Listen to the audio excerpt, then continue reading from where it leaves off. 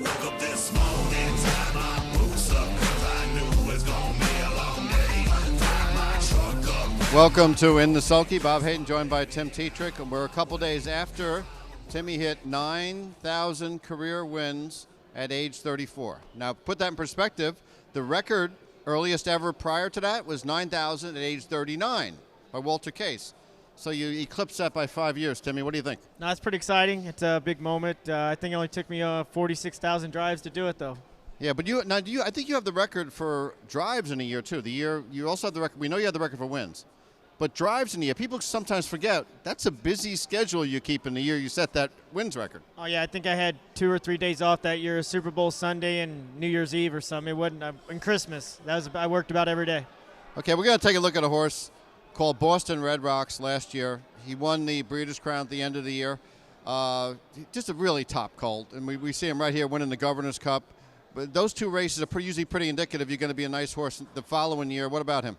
You know, he really finished off the year great. The connection, Steve and them, they had him rolling at the right time, and he ended the season really on a good note. And he was kind of a slow learner, and then he really picked it up, and, you know, he can carry the mail. How about the size, gait, and attitude? Everything in place there? Yeah, he's got it all. He's not the biggest horse out there, but he's light on his feet, and he should stay sound. And, you know, he's got the right mentality to kind of get beat up and keep going. And Captain Tetrick, you had him as a 2-year-old. He was the Pacer of the Year and the Pacer of the Year at 3. So do you see maybe, I won't say captain potential, but you see real potential there? Oh, he's definitely a contender for next year. It can be the top 3-year-old maybe. And, you know, he's got everything going for him. He's rock and roll, can take the torture, and hopefully he'll be good. Speaking of top 3-year-olds, last year you had Wakasashi Hanover, who was picked out of the Harrisburg sale 14 horses before the end. Here he is in the North America Cup going by the Horse of the Year. Take us through the race here.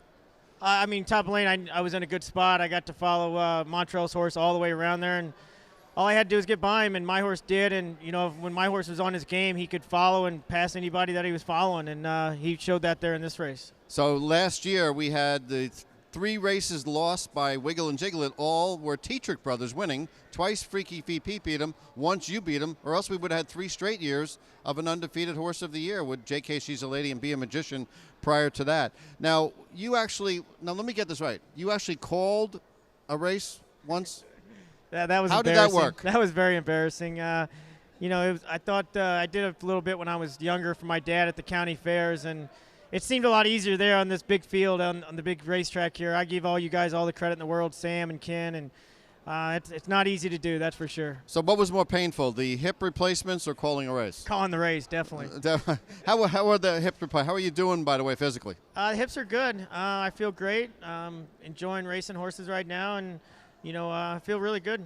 Okay, Tim Tetrick, we're going to take a look at some drives tonight. Let's go to the 7th race. We'll start on the outside post with number 10, Andover's Touch.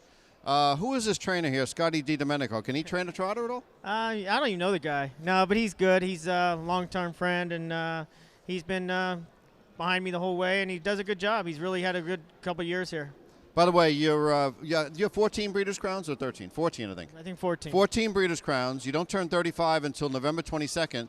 Do you know that Ron Pierce did not win his first Breeders' Crown until after he turned 35 with Giant Victory in 1991? So he's one of the 5 guys in front of you. That's why I mentioned that on the all-time list. So you got kind of a jump on some of the guys there. I've had an amazing career, and the support that I've had from the owners and trainers has just been amazing, and hopefully I can keep it rolling. And, you know, that's what I strive to do, is drive the good horses, compete in the high, big races, and hopefully I can continue doing that. Are you the best driving Tetrick? You know, I think we're all good. Trace has done great. You know, he's a few years younger than me, and he's, you know, who knows, maybe he'll catch me before, you know, it's all over. Yeah, because this goes back to Indiana, too. So 8th race, number 8, Gallie by the Beach. She's a nice mare, 34 out of 48 in the money, almost 700 lifetime, and she was second in the TVG in 26-1. How was the qualifier? She was very good, and she was very calm, relaxed, sat back there good, and whenever it was time to pace, she really paced the lane good, and in qualifiers, that's what I look for, and she did it on her own and was happy doing it. Okay, let's switch to race 11, number 2, Forever. 35% win percentage for Ned Lawrenson, but made a break last start. There are 3 mares in the field. She's one of them. What about her chances against the boys? Oh, I like her. Last 2 weeks ago was just my fault. You know, she had a lot of trot in there, and I got jammed up, and when I finally did get room, I drove like an amateur and asked her to go Mach 1, and she just couldn't take it. Okay, I'm just looking at your list of things that you've done before 35. I see Wilson, Pace, North America Cup, Hamiltonian, Breeders' Crowns. I wrote the jug in pencil. What should I do? Should I make that in pen one of these years? You think? I hope so. I've won the jug yet, but the jug, it's such a hard race to win. You have to be lucky for one. You have to have a good post, and you have to have a good horse. You know, and all them things that just haven't worked out for me yet for the jug. On that day, and they got to go twice too. Yep, everything's got to fall into place. A lot of things got to happen. Let's switch to race 12, number 7, Always About Katey. Now this is impressive. She's 31 for 93 the lifetime. That's 33%, almost 850,000. A daughter of Always a Virgin, who has really, really stepped it up in the last couple of years. Yeah, definitely. She hasn't impressed anybody out here yet, but I know her back class, it's there. You know, hopefully her getting to race 2, 3, 4 weeks in a row will help her attitude. And, you know, she's a great, big, strong mare, and she doesn't seem to have a lot of speed, but she can go all day. She's just hard to get her in the race. You know, there's a little irony about Always a Virgin that some people might have forgotten. He was the favorite in the Meadowlands Pace in 2007. They made a break, and you won the race with Southwind Lynx and the Rooney. So that was your first pace.